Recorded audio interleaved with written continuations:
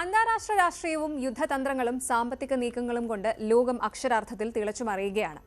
ഇന്ന് നമ്മൾ കാണാൻ പോകുന്നത് സാധാരണ വാർത്തകളല്ല, മറിച്ച് വൻ ശക്തികളുടെ തലവര മാറ്റാൻ പോകുന്ന നിർണായകമായ സംഭവങ്ങളാണ്. കരീബിയൻ കടലിൽ റഷ്യൻ ടാങ്കറിന് പിന്നാലെ ചൈനയുടെ സൂപ്പർ ടാങ്കറും അമേരിക്കൻ നേവി പൊക്കിയോ? റഷ്യയിൽ നിന്ന് എണ്ണ വാങ്ങുന്നതിന് ഇന്ത്യയ്ക്ക് 500% അധിക നികുതി ചുമത്താൻ അമേരിക്ക നീക്കം നടത്തുന്നുണ്ടോ? അതിനിടയിൽ പാകിസ്ഥാന്റെ JF-17 വിമാനങ്ങൾ വാങ്ങി അവരുടെ കടം വീട്ടാൻ സൗദി അറേബ്യ തയ്യാറെടുക്കുകയാണ്. പക്ഷെ ഇതുകൊണ്ടൊന്നും തീരുന്നില്ല. അതിർത്തിയിൽ ഓപ്പറേഷൻ സിന്ദൂർ വഴി ഇന്ത്യ നൽകിയ പ്രഹരത്തിൽ തകർന്നുപോയ പാകിസ്ഥാൻ അമേരിക്കയിൽ നടത്തിയ 45 കോടി രൂപയുടെ ലോബിയിങ്ങിന്റെ റിപ്പോർട്ട് വരുന്നുണ്ട്. ഇപ്പുറത്ത് വിരമിക്കാൻ ഒരുങ്ങുന്ന ജോ ബൈഡൻ ആകട്ടെ ശമ്പളത്തേക്കാൾ വലിയ പെൻഷൻ തുകയായി ഒരു ജാക്ക്പോട്ട് അടിച്ചിരിക്കുകയാണ്. എന്താണ് ഈ വാർത്തകൾക്ക് പിന്നിലെ യാഥാർത്ഥ്യങ്ങളും വസ്തുതകളും? ലോകം എങ്ങോട്ടാണ് നീങ്ങുന്നത്? പരിശോധിക്കാം. വെൽക്കം ടു ലൂക്ക. വടക്കൻ അറ്റ്ലാന്റിക് സമുദ്രത്തിൽ ഇപ്പോൾ നടന്നത് ശരിക്കും ഒരു ഹോളിവുഡ് സിനിമ സ്റ്റൈൽ ചേസിംഗ് ഒക്കെ ആയിരുന്നു. ലോകം മുഴുവൻ ഇപ്പോൾ ഉറ്റുനോക്കുന്നത് നോർത്തേൺ അറ്റ്ലാന്റിക്കിലേക്കാണ്. അവിടെ ഒരു ഹൈ വോൾട്ടേജ് മാരിടൈം ചേസ് കഴിഞ്ഞ കുറച്ച് ദിവസങ്ങളായി നടക്കുന്നുണ്ടായിരുന്നു. ഒടുവിൽ ആ വാർത്ത വന്നിരിക്കുകയാണ്. US കോസ്റ്റ് ഗാർഡും US മിലിറ്ററിയും ചേർന്ന് റഷ്യൻ ഫ്ലാഗ് വെച്ച ആ ഓയിൽ ടാങ്കർ പിടിച്ചെടുത്തിരിക്കുന്നു. ഇത് വെറും ഒരു കപ്പൽ പിടുത്തമല്ല, മറിച്ച് വരാനിരിക്കുന്ന വലിയൊരു അന്താരാഷ്ട്ര പ്രശ്നത്തിന്റെ, ഒരു യുദ്ധത്തിന്റെ തന്നെ, അല്ലെങ്കിൽ ട്രംപ് ഗവൺമെന്റിന്റെ മാക്സ് അമേരിക്കാന എന്ന നീക്കത്തിന്റെ തുടക്കമാണോ എന്നാണ് എല്ലാവരും ചോദിക്കുന്നത്. എന്താണ് ഇതിന്റെ പിന്നിലെ സത്യം? റഷ്യ എങ്ങനെയായിരിക്കും ഇതിനോട് പ്രതികരിക്കുക? പരിശോധിക്കാം. സംഭവം തുടങ്ങുന്നത് കഴിഞ്ഞ മാസമാണ്. ബെല്ല 1 എന്ന പേരുള്ള ഈ കപ്പൽ യഥാർത്ഥത്തിൽ ഒരു സ്റ്റേറ്റ്ലെസ് വെസലായിരുന്നു. അതായത് ഒരു രാജ്യത്തിന്റെയും ഉടമസ്ഥത അവകാശപ്പെടാനില്ലാത്ത ഒന്ന്. വെനസ്വേലയിൽ നിന്നുള്ള ഓയിൽ കടത്താൻ ശ്രമിച്ചതിനെ തുടർന്ന് അമേരിക്ക ഈ കപ്പലിനെ നിരീക്ഷിച്ചു വരികയായിരുന്നു. US ഇതിനെ പിടിക്കാൻ നോക്കിയപ്പോൾ കപ്പൽ അതിശയിപ്പിക്കുന്ന രീതിയിൽ രക്ഷപ്പെട്ടു. പിന്നീട് കണ്ടത് ആരും പ്രതീക്ഷിക്കാത്ത ഒരു കാര്യമാണ്. അമേരിക്കൻ കോസ്റ്റ് ഗാർഡിനെ വെട്ടിക്കാൻ കപ്പലിന്റെ പേര് മെറിനേര എന്നാക്കി മാറ്റി അർദ്ധരാത്രി കപ്പലിൽ ഒരു റഷ്യൻ പതാകയും പെയിന്റ് ചെയ്തു. അങ്ങനെ ഒറ്റ രാത്രി കൊണ്ട് ഇത് റഷ്യൻ കപ്പലായി മാറി. പക്ഷെ അമേരിക്ക വിട്ടില്ല. അറ്റ്ലാന്റിക് സമുദ്രത്തിൽ ഐസ്ലൻഡിനും ബ്രിട്ടനും ഇടയിൽ വെച്ച് വളരെ ശക്തമായ ഒരു ഓപ്പറേഷനിലൂടെ ഈ കപ്പലിനെ പിടിച്ചെടുത്തു. കപ്പൽ ഇപ്പോൾ US കസ്റ്റഡിയിലാണ്. ഇതിനായി ബ്രിട്ടന്റെ റോയൽ എയർഫോഴ്സ് വിമാനങ്ങളും US നേവിയുടെ P-8 പോയ്സൺ എന്ന സബ്മറൈൻ ഹണ്ടർ വിമാനങ്ങളും രംഗത്തിറങ്ങി. കപ്പലിന്റെ മുകളിലൂടെ US ഹെലികോപ്റ്ററുകൾ വട്ടമിട്ട് പറക്കുന്നതിന്റെയും സ്പെഷ്യൽ ഫോഴ്സ് കപ്പലിലേക്ക് ഇറങ്ങുന്നതിന്റെയും ദൃശ്യങ്ങൾ ഇപ്പോൾ പുറത്തു വന്നിട്ടുണ്ട്. ഈ ഒരു ഓപ്പറേഷന്റെ സമയത്ത് ഇതിന് സുരക്ഷ നൽകാനായിട്ട് ഒരു റഷ്യൻ സബ്മറൈൻ വരെ പരിസരത്തുണ്ടായിരുന്നു എന്നതാണ് ഇതിലെ ഏറ്റവും ത്രില്ലിംഗ് ആയിട്ടുള്ള ഭാഗം. ഇനി എല്ലാവരും ചോദിക്കുന്നത് റഷ്യ ഇതിനെ എങ്ങനെ പ്രതികാരം ചെയ്യുമെന്നാണ്. ഇതിനോടകം തന്നെ മോസ്കോയിൽ നിന്ന് വലിയ പ്രതികരണങ്ങൾ വന്നു കഴിഞ്ഞു. റഷ്യൻ ഗവൺമെന്റ് ഇതിനെ വിശേഷിപ്പിച്ചത് 21ാം നൂറ്റാണ്ടിലെ കടൽ കൊള്ള എന്നാണ്. അന്താരാഷ്ട്ര നിയമങ്ങൾ പ്രകാരം ഒരു രാജ്യത്തിന്റെ കപ്പൽ അല്ലെങ്കിൽ ഫ്ലാഗ് ഉള്ള കപ്പലിനെ മറ്റൊരു രാജ്യം പിടിച്ചെടുക്കുന്നത് നിയമവിരുദ്ധമാണെന്ന് അവർ വാദിക്കുന്നു. ഇനി റഷ്യയുടെ അടുത്ത നീക്കങ്ങൾ എങ്ങനെയാകും? ഇതിന്റെ സാധ്യതകളൊന്ന് പരിശോധിക്കാം. ഒരു ഡിപ്ലോമാറ്റിക് വാർ അതിനുള്ള സാധ്യതയുണ്ട്. UN സെക്യൂരിറ്റി കൗൺസിലിൽ റഷ്യ ഈ വിഷയം ശക്തമായി ഉന്നയിക്കും. അമേരിക്ക അന്താരാഷ്ട്ര സമുദ്ര നിയമങ്ങൾ ലംഘിച്ചുവെന്ന് കാണിച്ച് ലോകരാജ്യങ്ങളുടെ പിന്തുണ തേടാനും അവർക്ക് പ്ലാൻ ഉണ്ടാകും. ഇനി ഒരു റെസിപ്രോക്കൽ ആക്ഷൻ ഉള്ള സാധ്യത, അതായത് വരും ദിവസങ്ങളിൽ റഷ്യൻ തീരങ്ങളിലൂടെ പോകുന്ന അമേരിക്കൻ കപ്പലുകളോ അല്ലെങ്കിൽ അവരുടെ സഖ്യകക്ഷികളുടെ കപ്പലുകളോ റഷ്യയും ഇത്തരത്തിൽ തടഞ്ഞു വെക്കാനുള്ള സാധ്യത തള്ളാനാവില്ല. കണ്ണിന് കണ്ണ് എന്ന നയം റഷ്യ സ്വീകരിച്ചേക്കാമെന്ന് ചുരുക്കം. അടുത്തത് മിലിറ്ററി പ്രസൻസ് ആണ്. അതായത് ടാങ്കറിനെ സംരക്ഷിക്കാൻ റഷ്യ ഒരു സബ്മറൈൻ അയച്ചിരുന്നു എങ്കിലും അമേരിക്കൻ കരുത്തിനു മുന്നിൽ അത് ഫലപ്രദമായില്ല. അതുകൊണ്ട് തന്നെ അറ്റ്ലാന്റിക്കിലും മറ്റ് തന്ത്രപ്രധാന മേഖലകളിലും റഷ്യ അവരുടെ നേവി വിന്യാസം വർദ്ധിപ്പിക്കാൻ സാധ്യതയുണ്ട്. ഈ ടാങ്കർ പിടിച്ചെടുത്തത് റഷ്യൻ അന്തസ്സിന് ഏറ്റ വലിയൊരു തിരിച്ചടിയായിട്ടാണ് അവർ കാണുന്നത്. കപ്പലിലെ റഷ്യൻ ജീവനക്കാരെ അമേരിക്കയിലേക്ക് കൊണ്ടുപോയി ക്രിമിനൽ കേസ് എടുക്കുമെന്ന് അമേരിക്കൻ അറ്റോർണി ജനറൽ പോംപോഡി പ്രഖ്യാപിച്ചു കഴിഞ്ഞു. ഇതിനെതിരെയും റഷ്യ കടുത്ത നടപടികൾ സ്വീകരിച്ചേക്കാം. ചില റഷ്യൻ നേതാക്കൾ ഇതിനോടകം തന്നെ കടുത്ത ഭാഷയിൽ സംസാരിച്ചു തുടങ്ങിയിട്ടുണ്ട്. അമേരിക്കയ്ക്ക് ഇതിൽ വലിയ വില നൽകേണ്ടി വരുമെന്നാണ് അവരുടെ മുന്നറിയിപ്പ്. ഈ സംഭവം വെറും ഒരു കപ്പൽ പിടുത്തമല്ല. വെനസ്വേലൻ പ്രസിഡന്റ് നിക്കോളാസ് മദൂറോയെ അമേരിക്കൻ സ്പെഷ്യൽ ഫോഴ്സ് പിടികൂടിയതിന് പിന്നാലെ ലോകത്തിന് നൽകുന്ന ഒരു സന്ദേശമാണിത്. അമേരിക്കൻ ഉപരോധം ലംഘിക്കുന്നവർ ആരായാലും അവരെ ഞങ്ങൾ തേടിപ്പിടിക്കും. ഇത് അമേരിക്കയും റഷ്യയും തമ്മിലുള്ള ബന്ധം കൂടുതൽ വഷളാകും എന്ന കാര്യത്തിൽ സംശയമില്ല. എന്തായാലും റഷ്യയെ പോലെ ഒരു വൻ ശക്തിയുടെ പതാകയുള്ള കപ്പലിനെ നടുകടലിൽ വെച്ച് പിടികൂടിയത് അമേരിക്കയുടെ മാറിയ നയതന്ത്ര വീര്യത്തിന്റെ തെളിവാണ്. ഇനി ഈ ഒരു വാർത്തയുടെ ചൂട് ആറും മുൻപേ തന്നെ മറ്റൊരു വമ്പൻ വാർത്ത കൂടി വന്നിട്ടുണ്ട്. ലാറ്റിൻ അമേരിക്കൻ ജലാതിർത്തിയിൽ വെച്ച് ബുധനാഴ്ച പുലർച്ചെ അമേരിക്കൻ കോസ്റ്റ് ഗാർഡ് രണ്ടാമതൊരു ടാങ്കർ കൂടി ഇന്റർസെപ്റ്റ് ചെയ്തിരിക്കുകയാണ്. M സോഫിയ എന്നാണ് ഈ ഒരു സൂപ്പർ ടാങ്കറിന്റെ പേര്. ഈ ഓപ്പറേഷനെ കുറിച്ച് US സദേൺ കമാൻഡ് നൽകുന്ന വിവരങ്ങൾ ഇങ്ങനെയൊക്കെയാണ്. പനാമയുടെ പതാക വെച്ചാണ് ഈ കപ്പൽ നീങ്ങിയതെങ്കിലും ഇതിന്റെ യഥാർത്ഥ നിയന്ത്രണം വെനസ്വേലയ്ക്കാണ്. റേഡാറുകൾ ഓഫ് ചെയ്ത്, അതായത് ഡാർക്ക് മോഡിൽ ചൈനയിലേക്ക് എണ്ണ കടത്തുകയായിരുന്നു ഈ ഒരു കപ്പൽ. അതായത് അന്താരാഷ്ട്ര ഉപരോധങ്ങൾ ലംഘിക്കാൻ വേണ്ടി രേഖകളില്ലാതെ ഓടുന്ന ഒരു കപ്പൽ. ജനുവരി ആദ്യവാരം വെനസ്വേലയിൽ നിന്ന് പുറപ്പെട്ട ഈ കപ്പൽ ചൈനയിലേക്കായിരുന്നു ലക്ഷ്യം വെച്ചിരുന്നത്. പിടിക്കപ്പെടാതിരിക്കാൻ വേണ്ടി കപ്പലിലെ ട്രാൻസ്പോണ്ടറുകൾ ഓഫ് ചെയ്ത്, അതായത് റേഡാറുകളിൽ പെടാതെ ഡാർക്ക് മോഡിൽ ആയിരുന്നു ഇതിന്റെ യാത്ര. പുലർച്ചെ സൂര്യോദയത്തിന് മുൻപ് നടന്ന മിന്നൽ നീക്കത്തിലൂടെയാണ് US മിലിറ്ററി ഈ കപ്പൽ വളഞ്ഞത്. ഇപ്പോൾ ഈ ടാങ്കറിനെ US തീരത്തേക്ക് കൊണ്ടുപോവുകയാണ്. ഈ കപ്പൽ ചൈനയിലേക്ക് വെനസ്വേലൻ എണ്ണ കടത്തുകയായിരുന്നുവെന്നാണ് റിപ്പോർട്ടുകൾ സൂചിപ്പിക്കുന്നത്. ട്രംപ് ഗവൺമെന്റ് അധികാരമേറ്റതിന് പിന്നാലെ വെനസ്വേലയ്ക്കും റഷ്യയ്ക്കും എതിരായ ഉപരോധങ്ങൾ എത്രത്തോളം കടുപ്പമേറിയതാണ് എന്നാണ് ഈ രണ്ട് സംഭവങ്ങളും തുടർച്ചയായ കപ്പൽപിടുത്തങ്ങൾ കാണിക്കുന്നത്. ചൈന ഇതിനോട് എങ്ങനെ പ്രതികരിക്കുമെന്നതും നിർണായകമാണ്. എന്തിനാണ് അമേരിക്ക പെട്ടെന്ന് ഇത്രയും അഗ്രസീവ് ആകുന്നത് എന്നൊരു ചോദ്യം വരുന്നുണ്ട്. ഇതിന് പിന്നിൽ വലിയൊരു പ്ലാൻ ഉണ്ട്.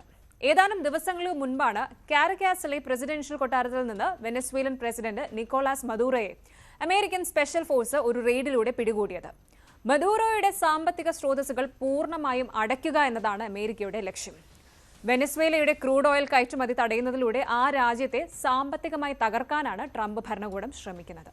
ഇതിന്റെ ഭാഗമായാണ് കടലിൽ കാണുന്ന സംശയാസ്പദമായ എല്ലാ ടാങ്കറുകളെയും US ഇപ്പോൾ വേട്ടയാടുന്നത്. ഈ നീക്കങ്ങൾ ലോകത്തെ ഒരു മഹായുദ്ധത്തിന്റെ വക്കിലെത്തിച്ചിരിക്കുകയാണ്. ഒരേ സമയം റഷ്യയെയും വെനസ്വേലയും ലക്ഷ്യമിട്ടുള്ള ഈ സൈനിക നീക്കങ്ങൾ ലോകത്തെ മറ്റൊരു വലിയ പ്രതിസന്ധിയിലേക്കാണ് തള്ളിവിടുന്നത്. അമേരിക്കൻ തീരത്തേക്ക് എത്തിക്കുന്ന ഈ കപ്പലുകളിലെ കോടിക്കണക്കിന് രൂപയുടെ എണ്ണ അമേരിക്ക കണ്ടുകെട്ടാൻ സാധ്യതയുണ്ട്. ഇതിനെതിരെ റഷ്യയും ചൈനയും ചേർന്നൊരു സൈനിക സഖ്യം രൂപീകരിക്കുമോ എന്നാണ് ഇപ്പോൾ നയതന്ത്ര വിദഗ്ധർ ഭയപ്പെടുന്നത്. റഷ്യൻ പതാകയുള്ള കപ്പൽ പിടിച്ചെടുത്തത് റഷ്യൻ അന്തസ്സിനേറ്റ മുറിവാണ്. റഷ്യ എങ്ങനെ പ്രതികരിക്കും? ചൈന മൗനം പാലിക്കുമോ? അമേരിക്കയുടെ ഈ പവർ പ്ലേ ലോക സമാധാനത്തെ എങ്ങനെ ബാധിക്കുമെന്ന് നമുക്ക് കാത്തിരുന്ന് കാണാം. ആഗോള സാമ്പത്തിക രംഗത്തെ പിടിച്ചുലയ്ക്കുന്ന ഒരു വലിയ വാർത്തയാണ് ഇനി. അമേരിക്കൻ പ്രസിഡന്റ് ഡൊണാൾഡ് ട്രംപ് തന്റെ രണ്ടാം ഊഴത്തിൽ ഒരു മാരകമായ താരിഫ് ബോംബ് പ്രയോഗിക്കാൻ ഒരുങ്ങുകയാണ്. ഇതിന്റെ ലക്ഷ്യം റഷ്യയാണെങ്കിലും ഇതിന്റെ പ്രഹരമേൽക്കാൻ പോകുന്നത് ഇന്ത്യയെ പോലെയുള്ള രാജ്യങ്ങൾക്കാണ്. എന്താണ് ഈ സാങ്ഷൻസ് ആക്ട് 2025? പരിശോധിക്കാം. റഷ്യൻ ഉൽപ്പന്നങ്ങൾക്ക് മേൽ 500% അധിക താരിഫ് ചുമത്താനാണ് ട്രംപിന്റെ ഈ ഒരു നീക്കം. റഷ്യയുടെ സാമ്പത്തിക സ്രോതസ്സുകൾ പൂർണ്ണമായും അടയ്ക്കുക എന്നതാണ് ഇതിന്റെ പ്രഖ്യാപിത ലക്ഷ്യം. എന്നാൽ കേവലം റഷ്യയെ തളർത്തുക എന്നതിലുപരി റഷ്യയുമായി വ്യാപാര ബന്ധം പുലർത്തുന്ന ഇന്ത്യ, ചൈന, ബ്രസീൽ തുടങ്ങിയ രാജ്യങ്ങളെയാണ് നേരിട്ട് സമ്മർദ്ദത്തിലാക്കുന്ന അങ്ങനെ ഒരു തന്ത്രമാണ് ഈ ബില്ലിലൂടെ അമേരിക്ക പയറ്റുന്നത്. യുക്രൈൻ യുദ്ധം 4ാം വർഷത്തിലേക്ക് കടക്കുമ്പോഴും സമാധാന ചർച്ചകൾ എങ്ങും എത്താത്ത പശ്ചാത്തലത്തിലാണ് ഇത്തരമൊരു കടുത്ത നടപടിയിലേക്ക് നീങ്ങാൻ ട്രംപിനെ പ്രേരിപ്പിച്ചത്. റഷ്യയുടെ ഖജനാവിലേക്ക് പണം എത്തുന്നത് തടഞ്ഞാൽ മാത്രമേ യുദ്ധം അവസാനിക്കൂ എന്ന് US വിശ്വസിക്കുന്നുണ്ട്. ഇതിനായി അവർ കണ്ടെത്തിയ വഴി റഷ്യയുമായി ബിസിനസ് ചെയ്യുന്നവരെയും പൂട്ടുക എന്നതാണ്. റഷ്യയിൽ നിന്ന് എണ്ണയും യുറേനിയവും വാങ്ങുന്നതിലൂടെ ഇന്ത്യയും ചൈനയും റഷ്യൻ ഖജനാവിലേക്ക് എത്തിക്കുന്ന പണം യുദ്ധത്തിനുള്ള ഇന്ധനമായി മാറുന്നുവെന്നാണ് ട്രംപ് ഭരണകൂടത്തിന്റെ നിലപാട്. ഇതിനെ പ്രതിരോധിക്കാൻ താരിഫ് ഒരു മാരക ആയുധമായി പ്രയോഗിക്കുകയാണ് അമേരിക്ക. ഇന്ത്യയെ സംബന്ധിച്ചിടത്തോളം ഇത് വളരെ ക്രിട്ടിക്കലായ ഒരു സിറ്റുവേഷൻ ആണ് എന്ന് പറയണം. കാരണം നമ്മൾ റഷ്യയിൽ നിന്ന് വലിയ തോതിൽ കുറഞ്ഞ വിലയ്ക്ക് ക്രൂഡ് ഓയിൽ ഇറക്കുമതി ചെയ്യുന്നുണ്ട്. കൃത്യമായി പറഞ്ഞാൽ റഷ്യയിൽ നിന്ന് ഏറ്റവും കൂടുതൽ എണ്ണ ഇറക്കുമതി ചെയ്യുന്ന രണ്ടാമത്തെ രാജ്യമാണ് ഇന്ത്യ. ഇത് നമ്മുടെ രാജ്യത്തെ ഇന്ധനവില നിയന്ത്രിക്കാൻ ഏറെ സഹായിക്കുന്നുണ്ട്. അതുപോലെ പണപ്പെരുപ്പം തടയാനും ഏറെ സഹായിച്ചിട്ടുണ്ട്. എന്നാൽ ട്രംപിന്റെ പുതിയ നിയമപ്രകാരം ഇന്ത്യ റഷ്യൻ എണ്ണ വാങ്ങുന്നത് തുടരുകയാണെങ്കിൽ അമേരിക്കയിലേക്ക് നമ്മൾ കയറ്റുമതി ചെയ്യുന്ന സാധനങ്ങൾക്ക് 500% അധിക നികുതി നൽകേണ്ടി വരും. ഇത് ഇന്ത്യൻ IT മേഖലയെയും ഫാർമസ്യൂട്ടിക്കൽസ്, അതുപോലെ വസ്ത്രവ്യാപാരം തുടങ്ങിയ പ്രധാന കയറ്റുമതി മേഖലകളെയും സാരമായി തന്നെ ബാധിച്ചേക്കാം. ചുരുക്കത്തിൽ റഷ്യയിൽ നിന്ന് കുറഞ്ഞ വിലയ്ക്ക് എണ്ണ വാങ്ങിയാൽ അമേരിക്കയിലേക്കുള്ള കയറ്റുമതിയിലൂടെ ഇന്ത്യക്ക് കിട്ടുന്ന ലാഭം മുഴുവൻ നികുതിയായി നൽകേണ്ടി വരും. ഇതൊരു തരം ഇക്കണോമിക് ബ്ലാക്ക് മെയിൽ ആണെന്നാണ് വിദഗ്ധർ പറയുന്നത്. നേരത്തെ തന്നെ ഇന്ത്യയിൽ നിന്നുള്ള ഇറക്കുമതിക്ക് 25% പരസ്പര താരിഫും റഷ്യൻ ബന്ധത്തിന്റെ പേരിൽ 25% പിഴയും ട്രംപ് ചുമത്തിയിരുന്നു. പുതിയ നിയമം കൂടി വരുന്നതോടെ ഇത് താങ്ങാനാവാത്ത ഭാരമായി തന്നെ മാറും. അമേരിക്കയുടെ ഈ നീക്കം ഒരു വലിയ വ്യാപാര യുദ്ധത്തിലേക്കുള്ള സൂചനയാണ് എന്നും പറയണം. ഇന്ത്യ മാത്രമല്ല, ചൈനയും ബ്രസീലും ഈ ഭീഷണി നേരിടുന്നുണ്ട്. ഇതിനോടകം തന്നെ ചൈനീസ് ഉൽപ്പന്നങ്ങൾക്ക് അമേരിക്ക 145% നികുതി ചുമത്തിക്കഴിഞ്ഞു. ഇതിന് പകരമായി ചൈന അമേരിക്കൻ ഉൽപ്പന്നങ്ങൾക്ക് 125% നികുതിയും ഏർപ്പെടുത്തിയിട്ടുണ്ട്. ലോകത്തെ വൻശക്തികൾ തമ്മിലുള്ള ഈ ട്രേഡ് വാർ ആഗോള വിപണിയെ തകിടം മറിക്കുമോ എന്ന ആശങ്ക ശക്തമാണ്. അമേരിക്ക ഫസ്റ്റ് എന്ന നയത്തിലൂടെ ലോകത്തെ മുഴുവൻ തന്റെ വഴിക്ക് കൊണ്ടുവരാനാണ് ട്രംപ് ശ്രമിക്കുന്നത്. തങ്ങളുടെ ഊർജ്ജ സുരക്ഷയ്ക്കായി ഏത് രാജ്യത്ത് നിന്ന് എണ്ണ വാങ്ങണം എന്നത് ഓരോ രാജ്യത്തിന്റെയും സ്വതന്ത്രമായ തീരുമാനമാണ് ആണെന്നിരിക്കെ അതിനെ നികുതി കൊണ്ട് നേരിടുന്നത് അന്താരാഷ്ട്ര വ്യാപാര മര്യാദകളുടെ ലംഘനമാണെന്ന വാദവും ശക്തമാണ്. യുക്രൈനിൽ ഒഴുകുന്ന ചോരപ്പുഴയ്ക്ക് റഷ്യൻ എണ്ണ വാങ്ങുന്നവർക്കും ഉത്തരവാദിത്തമുണ്ടെന്ന ധാർമ്മികമായ ഒരു വാദവും അമേരിക്കയ്ക്ക് ഇതിന് പിന്നിലുണ്ട്. റഷ്യയുടെ എണ്ണ വരുമാനം ഇല്ലാതാക്കിയാൽ യുദ്ധം തുടരാൻ അവർക്ക് കഴിയില്ലെന്നും അങ്ങനെ സമാധാന ചർച്ചകളിലേക്ക് പുടിനെ നിർബന്ധിതമായി എത്തിക്കാമെന്നും അമേരിക്ക കണക്കുകൂട്ടുന്നു. ഇതിനായിട്ട് ലോകത്തിലെ ഏറ്റവും വലിയ വിപണിയായ അമേരിക്കയുടെ വാതിലുകൾ അടയ്ക്കുമെന്ന ഭീഷണി ഒരു വലിയ സമ്മർദ്ദ തന്ത്രം തന്നെയാണ്. ഇന്ത്യയെ സംബന്ധിച്ച് ഇതൊരു നയതന്ത്ര പരീക്ഷണമാണ്. അമേരിക്കയുമായി ശക്തമായ ബന്ധം പുലർത്തുമ്പോൾ തന്നെ റഷ്യയുമായുള്ള ദീർഘകാല സൗഹൃദവും ഇന്ത്യക്ക് പ്രധാനമാണ്. ഊർജ്ജ ആവശ്യങ്ങൾക്കായി ഇറക്കുമതിയെ വലിയ തോതിൽ ആശ്രയിക്കുന്ന ഇന്ത്യക്ക് കുറഞ്ഞ വിലയുള്ള റഷ്യൻ എണ്ണ ഒഴിവാക്കുക എന്നത് എളുപ്പമല്ല. എന്നാൽ അമേരിക്കൻ വിപണി നഷ്ടപ്പെടുന്നത് അതിലും വലിയ ആഘാതമുണ്ടാക്കും. വരും ദിവസങ്ങളിൽ വാഷിംഗ്ടണിൽ നടക്കുന്ന ചർച്ചകളും സെനറ്റിലെ വോട്ടെടുപ്പും ഇന്ത്യ ഉറ്റുനോക്കുകയാണ്. അമേരിക്കയുടെ പുതിയ നിയമം എങ്ങനെ നടപ്പിലാക്കുമെന്നതിനെ ആശ്രയിച്ചിരിക്കും ഏഷ്യയിലെയും ലോകത്തിലെയും ഭാവിയിലെ സാമ്പത്തിക സമവാക്യങ്ങൾ. ചുരുക്കത്തിൽ ട്രംപിന്റെ താരിഫ് ഭീഷണി കേവലം ഒരു സാമ്പത്തിക നിയമമല്ല, മറിച്ച് ആഗോള രാഷ്ട്രീയ ക്രമത്തെ മാറ്റി എഴുതാനുള്ള ഒരു നീക്കമാണ്. റഷ്യയെ തകർക്കാൻ റഷ്യയുടെ ഇടപാടുകാരെ ശിക്ഷിക്കുക എന്ന വിചിത്രമെന്ന് തോന്നാവുന്ന എന്നാൽ പ്രാക്ടിക്കലായി വലിയ ആഘാതമുണ്ടാക്കുന്ന തന്ത്രമാണ് അമേരിക്ക പയറ്റുന്നത്. ഇന്ത്യയെ സംബന്ധിച്ചിടത്തോളം ഇതൊരു വലിയ ഡിപ്ലോമാറ്റിക് ടെസ്റ്റാണ് എന്ന് പറയണം. അമേരിക്കയുമായി നമുക്ക് നല്ല ബന്ധമുണ്ട്, എന്നാൽ റഷ്യ നമ്മുടെ പഴയകാലം മുതലുള്ള വിശ്വസ്ത സുഹൃത്താണ്. സ്വന്തം രാജ്യത്തിന്റെ ഊർജ്ജ സുരക്ഷ നോക്കണോ അതോ അമേരിക്കൻ വിപണി സംരക്ഷിക്കണോ എന്ന കഠിനമായ തീരുമാനമാണ് മോദി ഗവൺമെന്റിന് മുന്നിലുള്ളത്. അടുത്തയാഴ്ച അമേരിക്കൻ സെനറ്റിൽ ഈ ബില്ലിന്മേൽ വോട്ടെടുപ്പ് നടക്കും. ലോകം മുഴുവൻ ഉറ്റുനോക്കുന്നത് അങ്ങോട്ടേക്കാണ്. സാമ്പത്തിക ഉപരോധങ്ങളും താരിഫുകളും ഒരു ആയുധമായി മാറുമ്പോൾ ലോകം മറ്റൊരു ശീതയുദ്ധത്തിന് സമാനമായ സാഹചര്യത്തിലേക്കാണോ നീങ്ങുന്നത് എന്ന സംശയവും ഇവിടെ ബലപ്പെടുകയാണ്. ഇന്ത്യയും ചൈനയും ബ്രസീലും ഉൾപ്പെടുന്ന വികസ്വര രാജ്യങ്ങളുടെ കൂട്ടായ്മകൾ ഈ വിഷയത്തിൽ എന്ത് നിലപാട് സ്വീകരിക്കുമെന്നത് നിർണായകമാണ്. അമേരിക്കയുടെ സമ്മർദ്ദത്തിന് വഴങ്ങിക്കൊണ്ട് റഷ്യൻ എണ്ണ ഉപേക്ഷിക്കണോ അതോ സ്വന്തം സാമ്പത്തിക താൽപര്യങ്ങൾ സംരക്ഷിച്ചുകൊണ്ട് താരിഫ് ഭീഷണി നേരിടണോ എന്ന കഠിനമായ തിരഞ്ഞെടുപ്പാണ് ഇന്ത്യക്ക് മുന്നിലുള്ളത്. ഈ വ്യാപാര യുദ്ധം ആഗോള ഉപയോക്താക്കൾക്ക് മേൽ വിലക്കയറ്റത്തിന്റെ ഭാരമായി മാറാതിരിക്കാൻ അന്താരാഷ്ട്ര തലത്തിലുള്ള നയതന്ത്ര നീക്കങ്ങൾ അനിവാര്യമാണ്.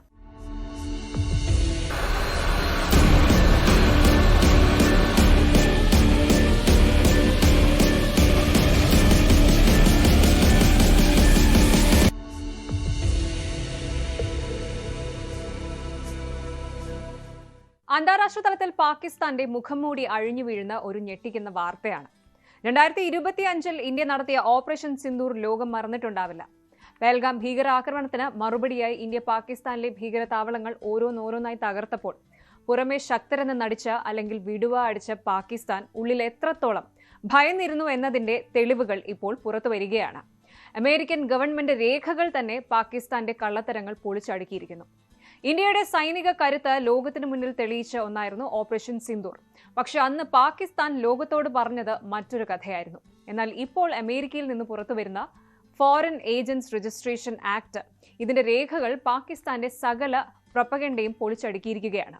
ഇന്ത്യയുടെ മിസൈലുകൾക്ക് മുന്നിൽ പിടിച്ചു നിൽക്കാൻ കഴിയാതെ പാകിസ്ഥാൻ അമേരിക്കയുടെ കാല് പിടിക്കുകയായിരുന്നു എന്നാണ് ഈ രേഖകൾ പറയുന്നത്. ഏകദേശം 45 കോടി ചിലവാക്കി അമേരിക്കയിൽ ലോബിയിങ് നടത്തിയ പാകിസ്ഥാന്റെ ആ പരിഭ്രാന്തിയുടെ കഥ നമുക്ക് വിശദമായി തന്നെ നോക്കാം. ആദ്യം എന്താണ് ഈ ഓപ്പറേഷൻ എന്ന് ചുരുക്കത്തിലൊന്ന് പറയാം. 2025 ഏപ്രിലിൽ പെഹൽഗാമിൽ നടന്ന ക്രൂരമായ ഭീകരാക്രമണത്തിൽ 26 പേർ കൊല്ലപ്പെട്ടിരുന്നു. ഇതിന് മറുപടിയായി മെയ് 7 പുലർച്ചെ ഇന്ത്യൻ സേന പാകിസ്ഥാനിലെയും പാക് അധിനിവേശ കശ്മീരിലെയും 9 ഭീകര താവളങ്ങൾ തകർത്തു. ജെയ്ഷെ മുഹമ്മദ് സ്ഥാപകൻ മസൂദ് അസറിനെ വരെ കനത്ത പ്രഹരമേറ്റ ഈ നീക്കത്തിന് പിന്നാലെ പാകിസ്ഥാൻ തിരിച്ചടിക്കാൻ നോക്കിയെങ്കിലും ഇന്ത്യൻ വ്യോമ പ്രതിരോധം അത് തകർത്ത് തരിപ്പണമാക്കി. ഇതോടെയാണ് പാകിസ്ഥാൻ വെപ്രാളത്തിലായത്. ഇപ്പോഴിതാ അമേരിക്കൻ നീതിന്യായ വകുപ്പ് പുറത്തുവിട്ട രേഖകൾ പ്രകാരം ഇന്ത്യയുടെ ആക്രമണം തുടങ്ങിയ അന്നു മുതൽ പാകിസ്ഥാൻ അമേരിക്കയെ ശല്യം ചെയ്തുകൊണ്ടിരിക്കുകയായിരുന്നു. പാക് നയതന്ത്രജ്ഞരും സൈനിക ഉദ്യോഗസ്ഥരും 60-ലധികം തവണയാണ് അമേരിക്കൻ ഉദ്യോഗസ്ഥരെ ഫോണിലൂടെയും ഇമെയിലിലൂടെയും ബന്ധപ്പെട്ടത്. വെറും 4 ദിവസത്തിനുള്ളിൽ ഇത്രയധികം തവണ പാകിസ്ഥാൻ അമേരിക്കയുടെ സഹായം അഭ്യർത്ഥിച്ചു. വെറും 4 ദിവസത്തിനുള്ളിൽ ഇത്രയധികം തവണ പാകിസ്ഥാൻ അമേരിക്കയോട് സഹായം അഭ്യർത്ഥിച്ചു എന്നത് അവരുടെ പാനിക് എത്രത്തോളം ആയിരുന്നു എന്ന് വ്യക്തമാക്കുന്നു. ഇതിനായി മാത്രം $5 മില്യൺ, അതായത് ഏകദേശം 45 കോടി രൂപയാണ് പാകിസ്ഥാൻ അമേരിക്കൻ ലോബിയിങ് സ്ഥാപനങ്ങൾക്ക് നൽകിയത്. എങ്ങനെയെങ്കിലും ഇന്ത്യയെ ഒന്ന് തടയൂ എന്നതായിരുന്നു ഇവരുടെ ഒരേയൊരു അപേക്ഷ.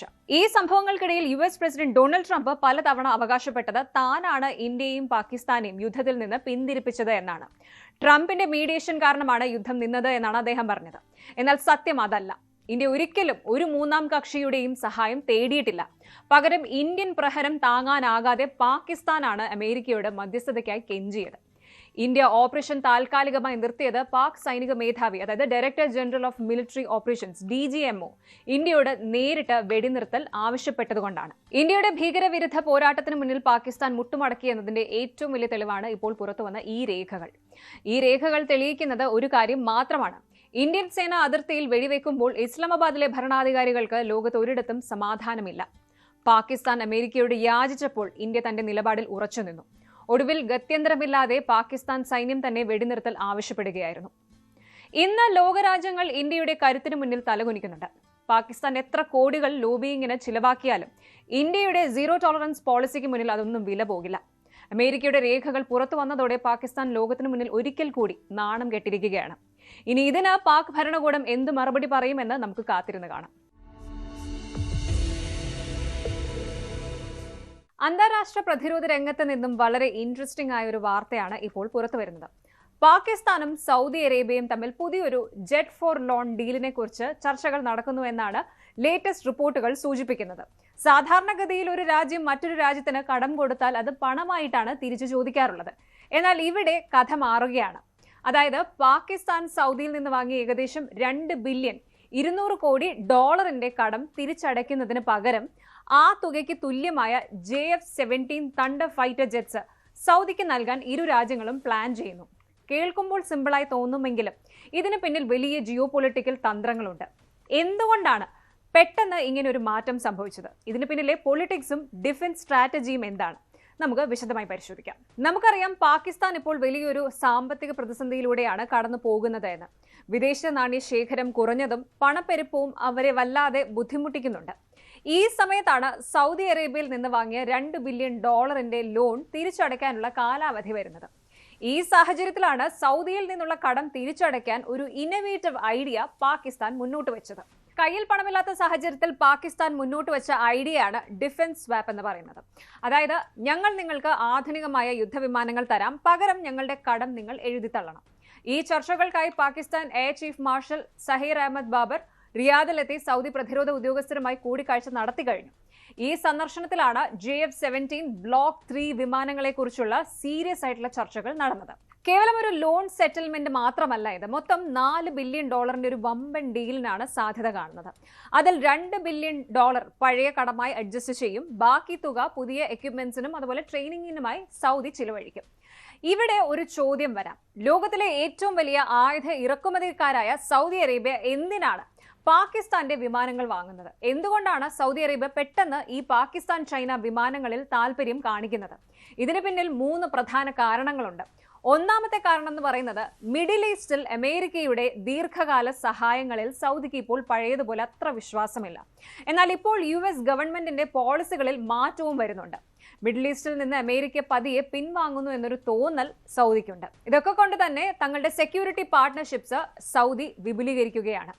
അടുത്ത കാരണം എന്ന് പറയുന്നത് ലാഭമാണ്. അതായത്, അമേരിക്കൻ വിമാനങ്ങളായ F-15 അല്ലെങ്കിൽ F-35 വാങ്ങുന്നതിനെ അപേക്ഷിച്ച് വളരെ ലാഭകരമാണ് ചൈനീസ് പാകിസ്ഥാൻ സംയുക്ത സംരംഭമായ ഈ JF-17. പ്രത്യേകിച്ച് ഇതിന്റെ പുതിയ വേർഷനായ ബ്ലോക്ക് 3 ആധുനിക റേഡാർ സിസ്റ്റങ്ങളും മിസൈലുകളും ഒക്കെ ഉള്ളതാണ്. മാത്രമല്ല, കഴിഞ്ഞ വർഷങ്ങളിൽ നടന്ന അതിർത്തി തർക്കങ്ങളിൽ പാകിസ്ഥാൻ ഈ വിമാനങ്ങൾ വിജയകരമായി ഉപയോഗിക്കുകയും ചെയ്തിട്ടുണ്ട്. അതുകൊണ്ട് തന്നെ ഇതൊരു കോമ്പാറ്റ് ടെസ്റ്റഡ് വിമാനമാണെന്ന് സൗദി കരുതുന്നു. പിന്നെയുള്ള റീസൺ എന്ന് പറയുന്നത്, സൗദിക്ക് അവരുടെ സ്വന്തം മണ്ണിൽ ആയുധങ്ങൾ നിർമ്മിക്കണം എന്നൊരു ലക്ഷ്യമുണ്ട്. അതാണ് അവരുടെ വിഷൻ 2030 എന്ന് പറയുന്നത്. പാകിസ്ഥാൻ ടെക്നോളജി ഷെയർ ചെയ്യാൻ തയ്യാറാണെങ്കിൽ സൗദിക്ക് അതൊരു വലിയ ലാഭമായിരിക്കും. ഇനി സൗദി മാത്രമല്ല, ബംഗ്ലാദേശ്, ലിബിയ തുടങ്ങിയ രാജ്യങ്ങളും ഈ വിമാനങ്ങളിൽ വലിയ താല്പര്യം കാണിക്കുന്നുണ്ട് എന്നത് പാകിസ്ഥാന്റെ ഡിഫൻസ് ഇൻഡസ്ട്രിക്ക് വലിയൊരു ബൂസ്റ്റാണ്. നമുക്ക് ഈ വിമാനത്തെക്കുറിച്ചൊന്ന് നോക്കാം. ഇനി പാകിസ്ഥാൻ എയറോനോട്ടിക്കൽ കോംപ്ലക്സും ചൈനയുടെ ഷാങ്ഡു എയർക്രാഫ്റ്റ് ഇൻഡസ്ട്രിയും ചേർന്നാണ് ഇത് നിർമ്മിക്കുന്നത്. ഒരു 4.5 ജനറേഷൻ ഫൈറ്റർ ജെറ്റ് ആണിത്. ഇതിന്റെ പ്രത്യേകതകൾ എന്തൊക്കെയാണെന്ന് വെച്ചാൽ, active electronically scanned array AESA radar, അതായത് ശത്രുക്കളുടെ നീക്കം ദൂരത്ത് നിന്ന് തന്നെ കണ്ടെത്താൻ ഈ ഒരു റേഡാറിന് സാധിക്കും. പിന്നെ അഡ്വാൻസ്ഡ് വെപ്പൺസ് ഇതിലുണ്ട്. അതായത് ചൈനയുടെ ഏറ്റവും പുതിയ PL-15 മിസൈലുകൾ വരെ ഇതിൽ ഘടിപ്പിക്കാം. പിന്നെ മെയിൻ ആയിട്ടുള്ളത് അഫോർഡബിലിറ്റി ആണ്. കുറഞ്ഞ ചിലവിൽ കൂടുതൽ വിമാനങ്ങൾ ഓപ്പറേറ്റ് ചെയ്യാൻ സാധിക്കുമെന്നത് ഏതൊരു വ്യോമസേനയ്ക്കും പ്ലസ് പോയിന്റ് ആണ്. ഇനി നമുക്ക് ഇന്ത്യയുടെ ഭാഗത്തു നിന്ന് ചിന്തിക്കാം. സൗദി പാകിസ്ഥാന്റെ വിമാനങ്ങൾ വാങ്ങുന്നത് ഇന്ത്യ ശ്രദ്ധാപൂർവ്വം നിരീക്ഷിക്കുന്നുണ്ടാകും. കാരണം സൗദിയുമായി ഇന്ത്യക്ക് വളരെ അടുത്ത ബന്ധമാണുള്ളത്. എങ്കിലും സൗദി അവരുടെ സുരക്ഷയ്ക്ക് പ്രാധാന്യം നൽകുന്നത് കൊണ്ട് ഇത്തരം പ്രതിരോധ ഇടപാടുകൾ സ്വാഭാവികമാണ്. മറ്റൊരു വശം തുർക്കിയുടെ ഖാൻ ഫൈറ്റർ ജെറ്റ് ഈ പ്രോഗ്രാമിലും സൗദിക്ക് താല്പര്യമുണ്ട്. അപ്പോൾ ഒരേ സമയം ചൈനീസ് പാകിസ്ഥാൻ വിമാനങ്ങളും ഒപ്പം തുർക്കി വിമാനങ്ങളും വാങ്ങി അമേരിക്കയുടെ മേലുള്ള അമിത ഡിപ്പെൻഡൻസി ഇത് കുറയ്ക്കാനാണ് സൗദിയുടെ നീക്കമെന്ന് ചുരുക്കം. എന്തായാലും ഈ ഒരു ഡീൽ നടപ്പിലായാൽ അത് മേഖലയിലെ സൈനിക സമവാക്യങ്ങളിൽ വലിയ മാറ്റങ്ങൾ വരുത്തും. സൗദിയും പാകിസ്ഥാനും തമ്മിലുള്ള മ്യൂച്വൽ ഡിഫൻസ് പാക്ട് ഇതിനകം തന്നെ ലോകശ്രദ്ധ നേടിയിട്ടുണ്ട്. ഒരാൾക്കെതിരെ ആക്രമണം ഉണ്ടായാൽ അത് രണ്ടുപേർക്കും എതിരെയുള്ള ആക്രമണമായി കണക്കാക്കും എന്നതാണ് ഈ ഒരു കരാറിന്റെ കാതൽ. ഇതിന്റെ തുടർച്ചയാണ് ഇപ്പോൾ ഈ വിമാന ഇടപാടും വരുന്നത്. എന്നാൽ പാകിസ്ഥാൻ ചൈനീസ് ടെക്നോളജി ഉപയോഗിക്കുന്നതിനാൽ അമേരിക്കയുടെ പ്രതികരണം എന്തായിരിക്കുമെന്ന് കണ്ടറിയണം. പ്രത്യേകിച്ച് സൗദി F-35 വിമാനങ്ങൾക്കായി കാത്തിരിക്കുന്ന ഈ ഒരു സമയത്ത്. അപ്പോൾ കാര്യങ്ങൾ ഇങ്ങനെയൊക്കെയാണ്. പാകിസ്ഥാന്റെ ഈ പുതിയ ബിസിനസ് സ്ട്രാറ്റജി വിജയിക്കുമോ? കടം വീട്ടാൻ വിമാനങ്ങൾ നൽകുന്ന ഈ രീതി മറ്റു രാജ്യങ്ങളും പിന്തുടരുമോ എന്നൊക്കെ കണ്ടറിയണം. ചുരുക്കത്തിൽ പാകിസ്ഥാൻ ഇതൊരു ഡബിൾ വിൻ തന്നെയാണ്. ഒന്ന്, വലിയൊരു സാമ്പത്തിക ബാധ്യത ഒഴിവായി കിട്ടും. രണ്ട്, തങ്ങളുടെ ആയുധ വിപണി അന്താരാഷ്ട്ര തലത്തിൽ കൂടുതൽ സജീവമാകും. നമുക്കറിയാം, ലോകത്തിലെ ഏറ്റവും പവർഫുള്ളായ ജോലികളിൽ ഒന്നാണ് US പ്രസിഡന്റ് പദവി. എന്നാൽ ആ ജോലിയിൽ നിന്ന് വിരമിച്ചാലോ? ജോ ബൈഡന്റെ കാര്യമെടുത്താൽ അദ്ദേഹം പ്രസിഡന്റ് ആയിരുന്നപ്പോൾ കിട്ടിയിരുന്ന ശമ്പളത്തെക്കാൾ കൂടുതൽ തുക ഇനി പെൻഷനായി കിട്ടുമെന്നാണ് ലേറ്റസ്റ്റ് റിപ്പോർട്ടുകൾ പറയുന്നത്. കേൾക്കുമ്പോൾ അത്ഭുതം തോന്നാം, പക്ഷേ സംഭവം സത്യമാണ്. ഒരു അമേരിക്കൻ പ്രസിഡന്റിന്റെ വാർഷിക ശമ്പളം $4 ലക്ഷം, ഏകദേശം 3.3 കോടി രൂപയാണ്. എന്നാൽ ബൈഡന് ലഭിക്കാൻ പോകുന്നത് ഏകദേശം $4,17,000 ആണ്. എങ്ങനെയാണ് ഒരു റിട്ടയർമെന്റ് പേയ്മെന്റ് ശമ്പളത്തേക്കാൾ വലുതാകുന്നത്? ഇതിന് പിന്നിലെ മാജിക് എന്താണ് എന്നൊന്ന് പരിശോധിക്കാം. എന്തുകൊണ്ടാണ് ബൈഡന്റെ പെൻഷൻ ഇത്രയും ഹൈ ആയത്? ഇതിന് പ്രധാനമായും 2 കാരണങ്ങളുണ്ട്. ഒന്ന്, അദ്ദേഹത്തിന്റെ ദീർഘകാല രാഷ്ട്രീയ ജീവിതമാണ്. 1970കളിൽ കരിയർ തുടങ്ങിയ ബൈഡൻ ദശകങ്ങളോളം സെനറ്ററായും പിന്നീട് 8 വർഷം വൈസ് പ്രസിഡന്റായും സേവനമനുഷ്ഠിച്ചിട്ടുണ്ട്. ഈ കാലയളവിലെ സേവനത്തിന് civil service retirement system CSRS പ്രകാരം അദ്ദേഹത്തിന് വലിയൊരു തുക പെൻഷന് അർഹതയുണ്ട്. രണ്ടാമത്തെ കാര്യം എന്ന് പറയുന്നത് 1958ലെ ഫോമർ പ്രസിഡന്റ്സ് ആക്ട് ആണ്. ഇതനുസരിച്ച് എല്ലാ മുൻ പ്രസിഡന്റുമാർക്കും ഒരു ക്യാബിനറ്റ് സെക്രട്ടറിയുടെ ശമ്പളത്തിന് തുല്യമായ പെൻഷൻ ലഭിക്കും. അപ്പോൾ ഈ 2 സ്കീമുകളിൽ നിന്നുള്ള തുകകൾ ഒന്നിച്ചു ചേരുമ്പോഴാണ് ബൈഡന്റെ പെൻഷൻ ഇത്രയും വലിയൊരു തുകയായി മാറുന്നത്. ഇതിനെ ഡബിൾ ഡിപ്പിംഗ് എന്നൊക്കെ ചിലർ കളിയാക്കി വിളിക്കാറുണ്ട്. പക്ഷെ വെറും പെൻഷൻ ചെക്കിൽ മാത്രം തീരുന്നതല്ല ഈ ആനുകൂല്യങ്ങൾ. ഒരു മുൻ പ്രസിഡന്റ് എന്ന നിലയിൽ അദ്ദേഹത്തിന് കിട്ടുന്ന മറ്റു ചില കാര്യങ്ങൾ കേട്ടാൽ നിങ്ങൾ ഞെട്ടും. ഒന്നാമതായി ഓഫീസ് സ്പേസും ഒപ്പം സ്റ്റാഫും. അദ്ദേഹം എവിടെ ഓഫീസ് നടത്താൻ ആഗ്രഹിക്കുന്നുവോ അതിനുള്ള വാടകയും സ്റ്റാഫിന്റെ ശമ്പളവും സർക്കാർ നൽകും.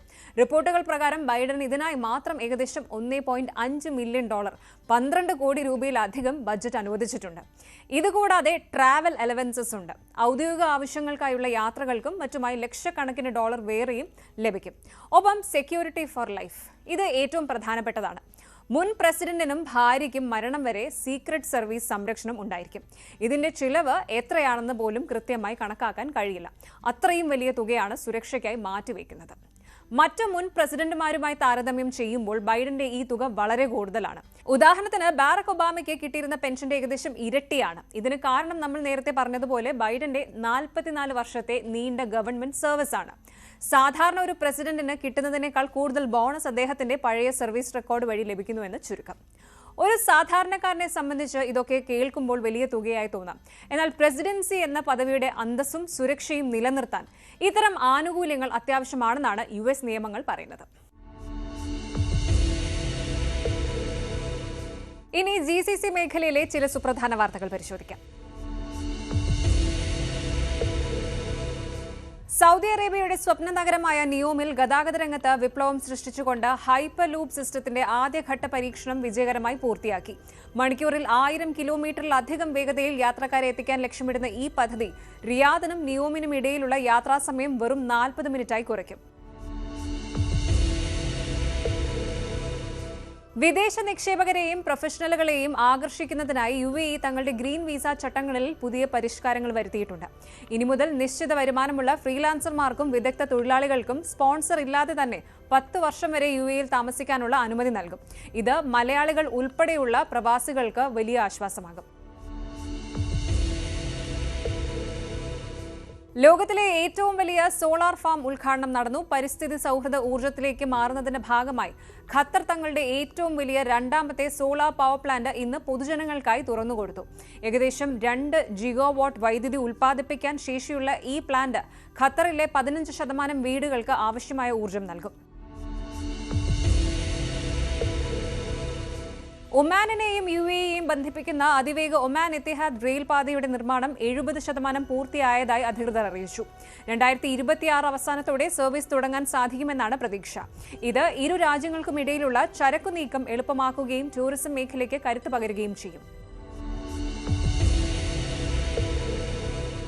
കുവൈറ്റ് സെൻട്രൽ ബാങ്ക് സ്വന്തം ഡിജിറ്റൽ കറൻസി പുറത്തിറക്കുന്നതിന്റെ ഭാഗമായുള്ള പരീക്ഷണങ്ങൾ ഇന്ന് ആരംഭിച്ചു. പണമിടപാടുകൾ കൂടുതൽ സുരക്ഷിതവും വേഗത്തിലുമാക്കാൻ ഇത് സഹായിക്കുമെന്ന് കുവൈറ്റ് സാമ്പത്തിക മന്ത്രാലയം വ്യക്തമാക്കി. ചുരുക്കത്തിൽ എണ്ണയെ മാത്രം ആശ്രയിക്കുന്ന ഇക്കണോമിയിൽ നിന്ന് മാറി അത്യാധുനിക ടെക്നോളജിയിലേക്കും അതുപോലെ സുസ്ഥിര വികസനത്തിലേക്കും ഗൾഫ് രാജ്യങ്ങൾ അതിവേഗം ചുവടുവയ്ക്കുന്ന കാഴ്ചയാണ് 2026 തുടക്കത്തിൽ നമ്മൾ കാണുന്നത്. പ്രവാസികൾക്ക് കൂടുതൽ അവസരങ്ങൾ തുറന്നു നൽകുന്ന ഈ മാറ്റങ്ങൾ വരും മാസങ്ങളിൽ മേഖലയുടെ മുഖച്ഛായ തന്നെ മാറ്റുമെന്ന് ഉറപ്പാണ്. ഈ വാർത്തകളൊക്കെ കാണുമ്പോഴും കേൾക്കുമ്പോഴും ഒരു കാര്യം വ്യക്തമാണ്. ലോകരാഷ്ട്രീയം എത്ര തന്നെ സങ്കീർണമായാലും ഇന്ത്യയെ പോലുള്ള രാജ്യങ്ങൾ തങ്ങളുടെ താൽപ്പര്യങ്ങൾ സംരക്ഷിക്കാൻ കൃത്യമായ നിലപാടുകൾ എടുക്കുന്നുണ്ട്. തടസ്സങ്ങളും നികുതി ഭീഷണികളും ഒരു വശത്ത് നടക്കുമ്പോഴും സാമ്പത്തികമായും നയതന്ത്രപരമായും കരുത്താർജിക്കുന്ന ഇന്ത്യയാണ് നമ്മൾ കാണുന്നത്. പ്രതിസന്ധികൾ എന്നും പുതിയ അവസരങ്ങൾക്കുള്ള തുടക്കമാണ്. സൗദിയും പാകിസ്ഥാനും തമ്മിലുള്ള ആയുധ ഇടപാടുകളോ അല്ലെങ്കിൽ അമേരിക്കയുടെ പുതിയ നയങ്ങളോ എന്ത് തന്നെ ആയാലും സമാധാനപരമായ ഒരു ലോകക്രമത്തിനായി നമുക്ക് പ്രത്യാശിക്കാം. ഈ മാറ്റങ്ങൾ വരും ദിവസങ്ങളിൽ ഇന്ത്യക്കും ലോകത്തിനും ഗുണകരമായ രീതിയിൽ മാറുമെന്ന് വിശ്വസിക്കാം. Good night.